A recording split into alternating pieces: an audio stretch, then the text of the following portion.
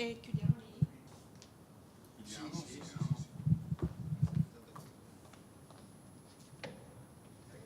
C'è il cartello.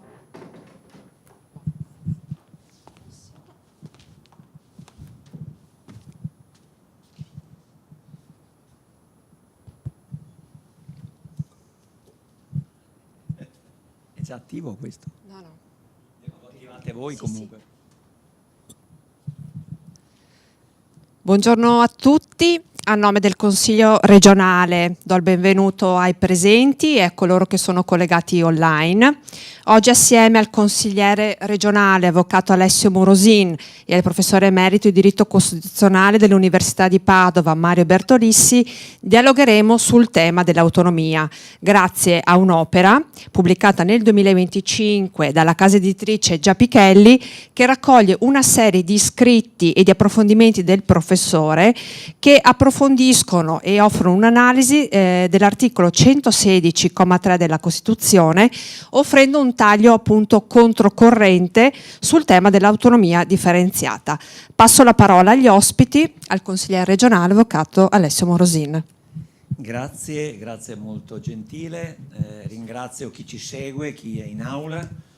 Per me questo è un momento importante perché rappresenta l'inizio del mio impegno come consigliere regionale del Veneto, che ha intenzione, ha volontà di offrire il meglio possibile al Consiglio, quindi all'organo legislativo che rappresenta il popolo veneto, in ordine a quelle che sono questioni che ormai risalgono nel tempo. Mi riferisco al referendum del 22 ottobre 2017 e comunque all'attuazione dell'articolo 116, terzo comma della Costituzione. Oggi ho il piacere, veramente un grande piacere, di avere con me il professor Mario Bertolissi, accademico per il suo rigore, e si mi è consentito anche un amico perché col tempo, dopo decenni, ci siamo trovati in sintonia anche di sentimenti di amicizia. Il professor Bertolissi è una figura strategica nel tema che noi stiamo trattando, è l'allievo e il continuatore della scuola patavina che è iniziata col professor Livio Paladin, una scuola che ha segnato sul campo un punto decisivo sui temi che interessano questo territorio e questa regione. E qual è il pensiero del professor Bertolissi e della scuola patavina che fa capo al professor Paladin? Ed è una frase che mi ricollega e riassume tutto, ed è una frase che risale ad alcuni anni fa, quando il professor Paladin, interrogato su quelle che sono le richieste di autogoverno del territorio del popolo veneto e anche di autodeterminazione, ebbe a dire questa frase importantissima: nulla nel mondo del diritto è estraneo alle vicende della storia. Tradotto diversamente, sono i fatti che contano e non le strutture giuridiche. Quindi non è il positivismo giuridico quello che determina la buona gestione dell'ordinamento della vita e della vita di un'entità come quella della Regione Veneto, ma sono i fatti, è dai fatti che bisogna partire. E quindi noi dobbiamo ritenere che su questo tema il professor Bertolissi ha approfondito, lavorando ad un libro che è quello che vedete alle mie spalle, Autonomia differenziata, sottotitolo Materiali controcorrente, e già questo la dice molto, vuol dire collegarsi ai fatti, al vissuto, che lui tra l'altro in prima persona ha maturato quale capo della delegazione trattante per la Regione Veneto, ripeto, dopo il referendum del 22 ottobre del 2017. E quindi c'è un esame in questo libro di tutto quello che è accaduto, in particolar modo della sentenza 192 del 2024 della Corte Costituzionale che si è pronunciata sulla legge Calderoli, l'86 2024, una legge tra l'altro che lo stesso ministro Calderoli, con molta onestà e molta coerenza anche col dettato della norma costituzionale, ha detto è una proposta che mi fa venire i brividi presentare, perché in realtà l'articolo 116 terzo comma è autoapplicativo. Però si è voluto, per creare un contraddittorio, un confronto in Parlamento, seguire questa opportunità di una legge quadro che non sarebbe stata necessaria, come si è detto in più momenti e come è scritto bene anche nel libro del professor Bertolissi, perché la legge che andrà ad approvare le intese quando ci saranno è una legge a procedura rafforzata, cioè una legge che sul piano delle fonti si pone a un livello superiore alla legge ordinaria alla Calderoli. Ecco, la sentenza della Corte Costituzionale è il punto, diciamo, forte di questo libro, ma io ricordo, per introdurre, poi darò la parola al professor Bertolissi, quello che ci diceva il grande maestro degli avvocati Cicerone, no? Sum ius, summa iniuria. Quindi non dobbiamo considerare oro colato e quindi una verità che permane e permarrà nel tempo, quella scritta dalla Corte Costituzionale. Ma io andrei subito a dare la parola al professor Bertolissi, partendo da un punto che mi è piaciuto. A pagina 335 del suo libro, se non erro, vediamo se non ho sbagliato, chiedo scusa, 355, nell'introdurre le sue considerazioni sulla sentenza 192 del 2024 della Corte, dice: questa sentenza è stata salutata positivamente sia dai nemici sia dagli amici della legge Calderoli. Professor Bertolissi, prego. Beh, grazie innanzitutto per l'opportunità che mi è stata data. Auspice l'avvocato e consigliere Alessio Morosin, ovviamente il Consiglio regionale e l'istituzione Regione, che frequento da decenni, per dire la verità, e in cui ho potuto esercitare la mia professione, direi duplice, sia di studioso e professore universitario, sia di avvocato, sempre con la più assoluta libertà.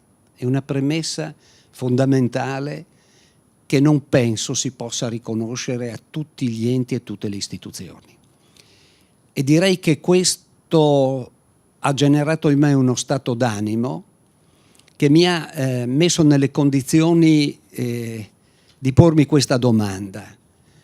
Essendo stato coinvolto, direi, in tutta l'operazione, che ha riguardato, insomma, i profili più alti dell'autonomia dell'istituzione Regione, mi riferisco appunto alla Regione del Veneto, vale la pena che io cerchi di lasciare una testimonianza scritta attraverso la composizione di un volume, il quale mette a frutto una lunga esperienza e consente oggi, un domani, a chi vuole occuparsi di queste cose, di poter ricostruire il sistema delle fonti e rendersi conto di che cosa è accaduto. È accaduto sul versante della Regione del Veneto, evidentemente, ma nelle pagine del libro, che non sono poche, evidentemente ci sono anche gli argomenti di coloro che hanno sistematicamente osteggiato ogni iniziativa. Chi lo legge troverà molto spesso utilizzato un termine, che è il termine giacobino. Giacobino è quello che ammette la pluralità dei punti di vista, a patto che però ognuno la pensi come lui. Cioè non c'è spazio per la differenza di opinioni. E questo significa che cosa? Significa una cosa molto semplice: parlarsi addosso, ascoltare soltanto se stessi. E qui vengo al dato istituzionale. Chi lo sfoglia troverà ricordato almeno un paio di volte un dialogo che io ho ascoltato tra, l'ho chiamata una popolana, sì, una modesta persona che abitava, e penso, spero abiti ancora nel Veneto, la quale dialogando con un uomo della ferramenta che gli doveva mettere tra le mani l'utensile che chiedeva, concludeva quel dialogo dicendo: ma noi nel Veneto, a ottobre, si riferiva all'ottobre 2017 perché eravamo ad agosto, andremo a votare per il referendum e così faremo sapere a Roma come la pensiamo. Ecco, il cuore di questo volume, che si inserisce nelle tradizioni e nelle esperienze di questa regione, corrisponde a una grande prospettiva di carattere culturale, che si riporta, al di là delle polemiche e delle sagre, se vogliamo, al grande insegnamento della Serenissima, che era una concentrazione del molteplice, e poi all'esperienza, diciamolo pure, austro-ungarica, che era, lo sapete bene, l'Austria-Ungheria, un assemblaggio di popolazioni nettamente distinte che sono riuscite a convivere all'interno di una regia unificante. Chi non ha vissuto in terre di questo genere, con queste caratteristiche, non può capire. E io lo sottolineo sistematicamente, come non può capire quel rilievo che faceva il mio maestro, ricordato poco fa da Alessio Morosin, il quale invitava a distinguere gli aspetti strumentali dagli aspetti finali. Spesso voi vi troverete di fronte a questa affermazione: l'autonomia è uno strumento e non è un fine. Sì, in una prospettiva modesta, effettivamente di basso profilo, l'autonomia è uno strumento. Ma dato che autonomia è collegato, questa parola, con il pluralismo e con la libertà, voi capite bene che l'autonomia è la condizione per convivere in un sistema di libertà, e allora diventa un fine. È per quello che mi sono sforzato di fare tutto questo, che guardate, è un conto consuntivo, fatto per conto, se posso dire così, della regione e di chi ha governato la regione nei lustri passati, e dà voce quindi a una tradizione, a una sedimentazione di iniziative e di azioni che sono state sempre affrontate vis-à-vis, guardandosi negli occhi, perché quando siamo andati davanti alla Corte Costituzionale, credo che sono disponibili anche le registrazioni, se uno vuole va e si diverte ad ascoltare, oppure diciamo così che soddisfa una propria vocazione, vedrà che non abbiamo mai dovuto pietire niente, abbiamo sempre affrontato i problemi sapendo che erano in salita, e quando io mi ricordo,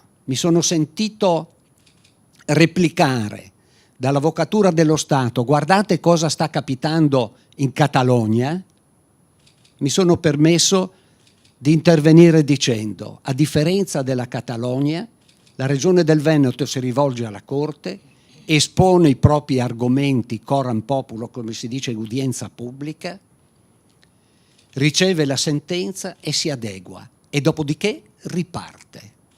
Riparte perché se è convinta delle proprie iniziative, riparte. Chiudo così dicendo che il discorso che ho cercato di fare attraverso gli scritti e gli atti che ho confezionato non sono l'espressione di aspirazioni solitarie della Regione del Veneto, sono innanzitutto un discorso che riguarda la Repubblica e l'interesse della Repubblica, perché è fuori discussione che pensare che il Paese possa essere riformato da Roma significa in sostanza fare una scommessa che è in perdita secca, è impossibile. Scusa professore, proprio per sottolineare l'importanza di quello che hai detto, io volevo ringraziarti per aver citato questo libro come un consuntivo del lavoro fatto dopo il referendum del 22 ottobre 2017. Il libro è importante soprattutto all'avvio di questa legislatura, 12ª legislatura, ed è il motivo per cui ho ritenuto di farne un omaggio a tutti i consiglieri, perché conoscano il contenuto del libro, perché abbiano sapienza dell'esperienza già vissuta che non va sprecata, e soprattutto perché possano mettere in moto azioni trasversali e virtuose per dare attuazione allo statuto della regione. Questo è il punto. Io sono un indipendentista e quindi come ideale politico ce l'ho molto alto, però sono molto pragmatico, sono quasi aristotelico, guardo all'essenza dei fatti e al possibile prima che di quello che è il massimo desiderato, ce lo insegna il grande filosofo, mai pensare all'assoluto, che è un po' quello che dal punto di vista delle argomentazioni giuridiche, se volete, ha fatto anche, mi sia consentito, io posso dirlo come nota politica, vanamente la Corte Costituzionale con una sentenza che non ha risposto a tutti i quesiti, per esempio, che negli atti gli avvocati della Regione, per i diversi profili di competenza, citiamo anche il professor Giovanardi e altri professionisti che hanno lavorato assieme al professor Bertolissi nell'argomentare le tesi a sostegno della posizione assunta dalla Regione. Vedete, e conta quindi quello che andremo a fare. Quindi questo libro è la Bibbia, se vogliamo, di partenza per discutere seriamente, non in modo manicheo, non c'è qui su questi temi, non sarà consentito, cercherò di battermi perché non accada una separazione tra maggioranza e opposizione.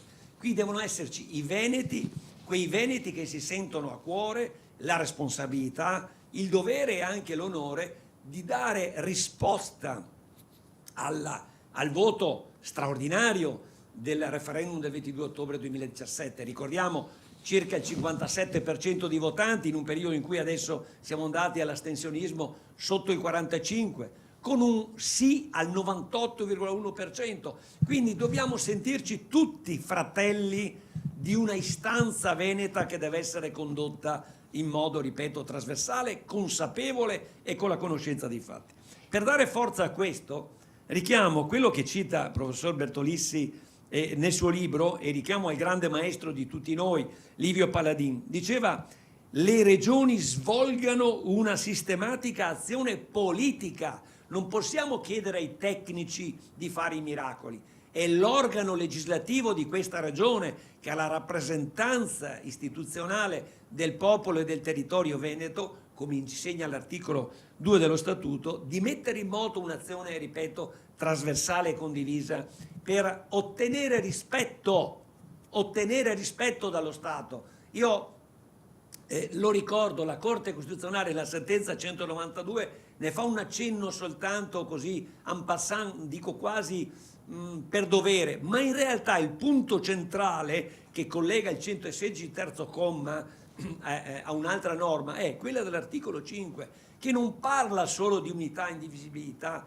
della Repubblica, parla il secondo comma anche di una Repubblica testualmente che adegua i principi e i metodi della sua legislazione alle esigenze dell'autonomia e del decentramento. Quindi la Repubblica che si adegua, l'avete vista la Repubblica che si adegua? Assolutamente no. È qua che dobbiamo intervenire politicamente, perché il formalismo giuridico, le sentenze, no, come dicevo prima citando Cicerone, lasciano il tempo che trovano. Summum ius summa iniuria, diceva il grande maestro. E quindi andiamo alla concretezza, mettiamo in moto un'azione politica, ed è questo che io vorrei proporre e che mi impongo con le mie risorse, ovviamente, con la mia posizione politica, sperando di aggregare maggioranza e opposizione nell'interesse di tutti, il grande obiettivo di dare attuazione allo Statuto, che parla anche non solo di autonomia, professore, ma parla anche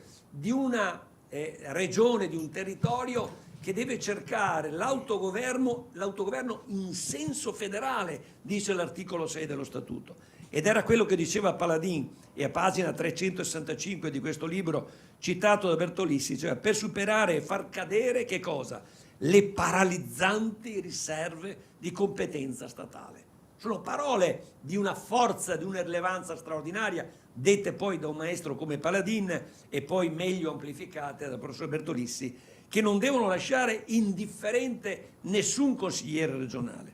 Quindi le questioni giuridiche, e qua è il professor Bertolissi che parla, sono strumentali e sono un modo errato di affrontare i problemi concreti.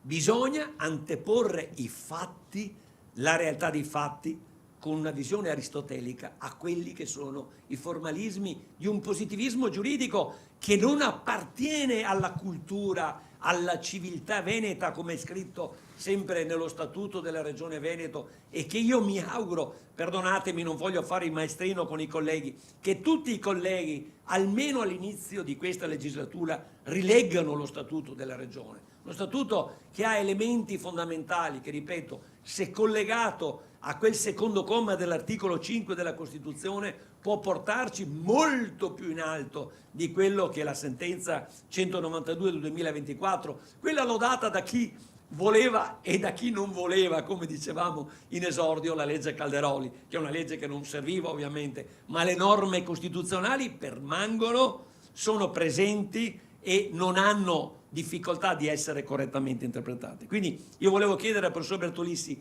oltre al rendiconto, al consuntivo che questo libro ci dà e ci offre con immensi rilievi di natura giuridica, lui è un giurista, non può surrogare i vuoti della politica, ma può aiutare la politica ad attivare iniziative coerenti per non perdere ulteriore tempo. Abbiamo perso, ci è stato sottratto un tempo prezioso dal 2017 ad oggi. Cosa possiamo fare? Come possiamo fare, professor Bertolissi, per andare, diciamo, a maturare in tempi brevi, al di là delle trattative per l'autonomia differenziata, con le preintese, quei meccanismi in qualche modo anche regolamentati, ma io dico soprattutto rallentati dalla gabbia che rappresenta la sentenza 192 del 2024 della Corte Costituzionale. Cosa possiamo fare? Come possiamo muoverci? Che cosa di forte questo nuovo Consiglio regionale, che io mi auguro ambizioso, può mettere in atto per dare uno sfogo all'attuazione di queste norme importanti che ho cercato di richiamare? Ma io penso che si possa far tesoro di qualcosa che si era compiuto agli inizi del negoziato tra Stato e Regioni. Fino a quando tutto è rimasto nelle mani dei tecnici qui li considero come non giuristi, le questioni venivano affrontate con spirito pratico, quello che si diceva, dove conviene allocare la competenza. Però a questo punto io credo che valga la pena, proprio all'inizio della legislatura, darsi un qualche momento per fare il punto della situazione, tenendo conto della circostanza che nessuno ha in mano il monopolio della verità, né sa con sicurezza se la strada che lui ha in mente è quella giusta. Ho visto più di qualche volta che le opportunità si manifestano anche per caso. Bisogna essere pronti ad approfittarne e bisogna mettere sul piano delle richieste che si fanno, diciamo, creare un'atmosfera che metta in evidenza il fine fondamentale che si vuole raggiungere, che è quello che io ho riassunto con una piccola frase: vi chiediamo di lasciarci fare quello che siamo in grado di fare, perché se riusciamo a fare al meglio, tutto questo si traduce nel perseguimento di un interesse che dopo beneficia tutti, se non altro perché se non c'è capacità contributiva, tanto per dirne una, e cioè l'economia non va, o continuiamo a offendere persone, famiglie, imprese attraverso lacci, laccioli e cose di questo genere, noi non facciamo né l'interesse nostro né l'interesse del sistema paese. È chiaro che questo ordine di considerazioni che cosa è che innanzitutto fa? Elimina tutti i discorsi vuoti, perché se voi prendete in mano il programma di governo del governo in carica, che cosa fa? Riproduce frasi fatte che immagino da quando c'è la Repubblica vengono riproposte. Bisogna sburocratizzare, ma per sburocratizzare bisogna cambiare la testa a uno, perché è il ragionamento, il modo di agire, che dipenda dal modo di pensare, che crea blocchi continui. La legge, ne parlavamo prima con una persona qui presente che è uno studente della facoltà di giurisprudenza, serve a risolvere il problema, deve servire a risolvere un problema, non a ostacolare la soluzione. E allora ecco, dico, prima di partire,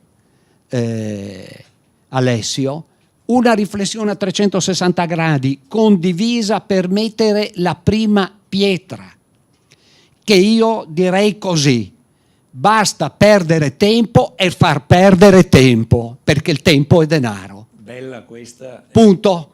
L'autonomia è questo. Va bene? Pensare in proprio, assumendosi la responsabilità e piantarla con discorsi vuoti che sono privi di senso. Tra l'altro, consentimi una considerazione, perché neanche l'ovvio e il banale ormai siamo in grado di rilevare. Roma non molla niente. Non sto adesso a citarvi non so che, ma sto presto. Il Veneto ha chiesto troppo, non ha ottenuto nulla. Tutto non ha ottenuto nulla. Qualche regione non ha chiesto tutto, ha chiesto il giusto, comunque ha chiesto di meno e non ha ottenuto nulla. Poi ci sono le regioni che non hanno chiesto niente e non hanno ottenuto nulla. Quindi, tra chi non ha chiesto niente e chi ha chiesto tutto, non c'è nessuna differenza. Chiudiamola, perché quando si passa l'Adige, il Po, e dopo si superano le Alpi, cambia il mondo. E vi assicuro che frequentando quegli ambienti la fatica che si fa è a farsi capire. Perché? Perché noi trasmettiamo su una lunghezza d'onda, supponiamo AM o FM, e la ricetta trasmittente dell'altro interlocutore è sulla frequenza esattamente diversa, quindi non riusciamo a comunicare. È per quello che ho detto: fate il favore di non farci perdere tempo. Mi pare veramente lodevole la sintesi che ha fatto il professore in questo passaggio, che io tra l'altro l'ho trovato anche in un altro punto del libro, dove dice il professor Bertolissi che Regione e Governo devono confrontarsi, tra virgolette, sui reciproci interessi, non sui combinati disposti. Come dire, la palla è in mano alla politica. Ecco perché questo libro io ho voluto metterlo a disposizione di tutti i colleghi, tutti, maggioranza e opposizione, perché ognuno di loro deve essere posto nelle condizioni di conoscere per deliberare, diceva Einaudi, ma comunque conoscere per poter soprattutto onorare e rispettare il voto, ripeto, del 22 ottobre 2017. Guardate che non è accettabile, e qui abbiamo un costituzionalista che può meglio di me esporre il tema, che un atto di democrazia, di rilevanza costituzionale, come è un referendum, è un atto di democrazia diretta, possa essere imbrigliato da scelte politiche deleterie e tra l'altro in evidente conflitto con lo stesso dettato costituzionale. Ho citato prima il secondo comma dell'articolo 5 della Costituzione. La Repubblica, lo ripeto, adegua i suoi principi e le sue regole, alle esigenze dell'autonomia e del decentramento. Voi capite che se avete ben scolpito questo passaggio non ce n'è replica per nessuno, come diceva il professor Bertolissi. Poi a me è piaciuto quello che ha detto. Io sono anche un amante, perché ritengo che sia fondamentale alzare l'asticella, del diritto naturale di autodeterminazione dei popoli, di cui il popolo veneto ne ha pienezza di titolo per coltivarlo. E citava il professore prima una pronuncia che a me è stata particolarmente a cuore, che ho studiato, ero presente tra l'altro in Quebec quando si è tenuto il referendum il 30 ottobre del 1996, la Corte Suprema del Canada, investita di un'opinione sulla fattibilità di atti di autogoverno e di autodeterminazione, ebbe a dire quella sacra frase che noi dobbiamo tutti rispettare: nul a le monopole de la vérité. Nessuno ha il possesso, il monopolio, il dominio, il controllo della verità. È il dubbio, è il confronto, è il contrasto, è l'avvicinamento, è la sfida a migliorare insieme che ci può portare al risultato. Per cui il mio è un appello proprio accorato alla maggioranza e anche all'opposizione. Non dovete sentirvi in conflitto su temi così decisivi, così forti. Questo libro ci deve e ci può aiutare.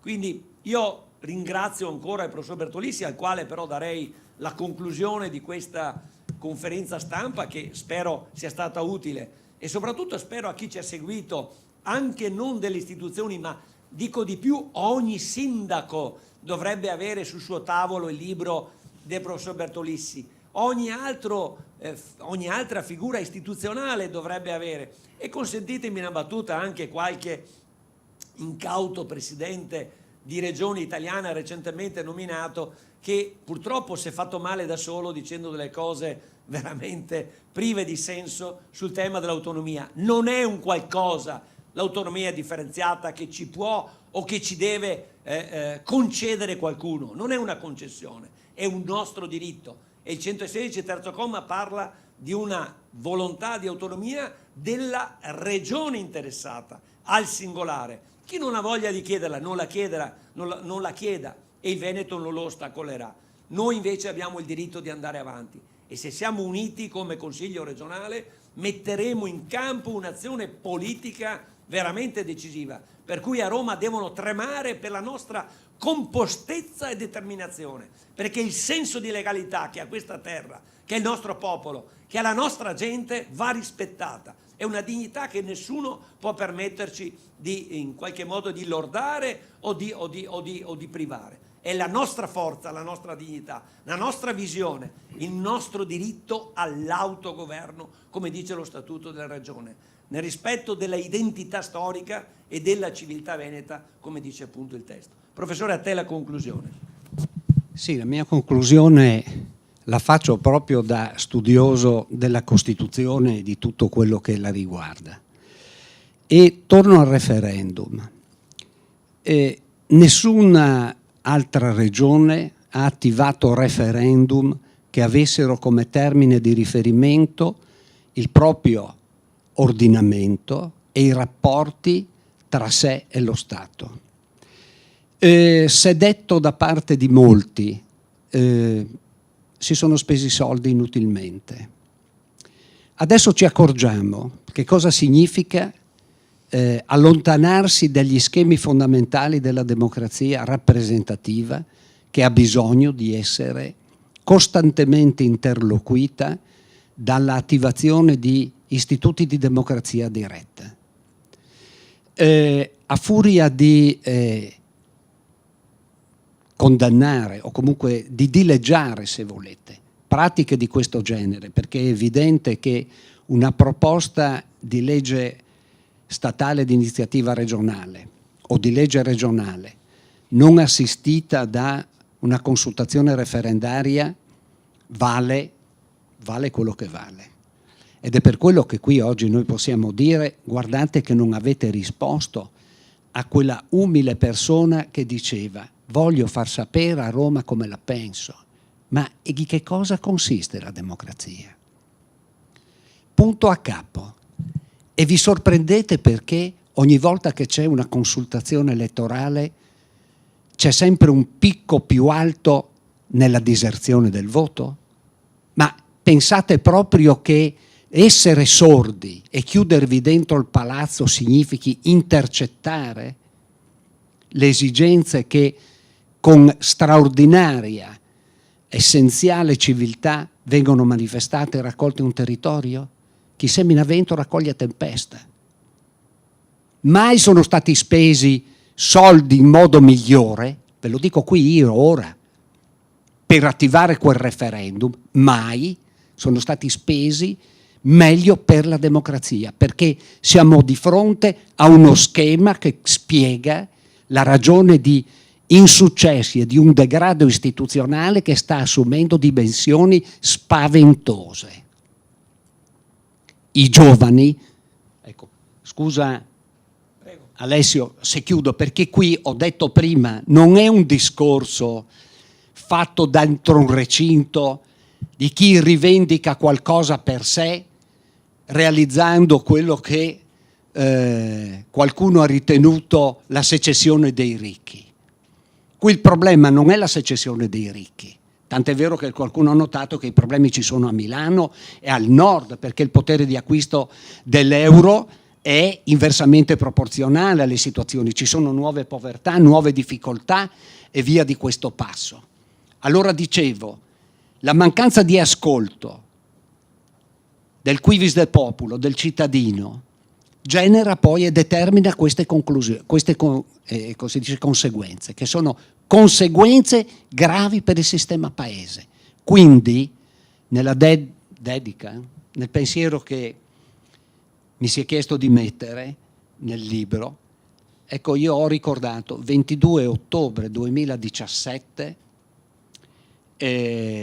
un mandato da onorare, perché c'è stata la trasversalità, c'è stata quindi una richiesta di chiedere qualche cosa per sé in modo tale che si possa procedere al meglio o meno peggio di quanto si è obbligati a fare. Ecco, insisto su questo dato, perché non ho mai, e la Regione del Veneto non è mai venuta meno alla cornice costituzionale all'interno della quale si colloca la regione, si colloca il territorio, si colloca la comunità veneto. E da questo punto di vista dovrebbe essere insignita della medaglia d'oro per pratica sostanziale degli istituti della democrazia, perché vi ho già detto, abbiamo potuto notare che a differenza della Catalogna, noi abbiamo atteso il giudizio e abbiamo rispettato le pronunce della Corte. Questo non significa che noi riteniamo che questo valore straordinario debba essere messo in disparte, perché, e qui chiudo davvero, perché lo ricordo sempre, ma la maggior parte sono degli smemorati. Non illudetevi di poter conservare le libertà individuali, quelle delle persone, se non conservate l'autonomia e la libertà dei territori. Scordatevelo. Punto e a capo. Questo è un discorso nell'interesse della Repubblica e non del Veneto. Grazie professore. Lavoriamo convinti per la libertà del Veneto e consentitemi, viva San Marco.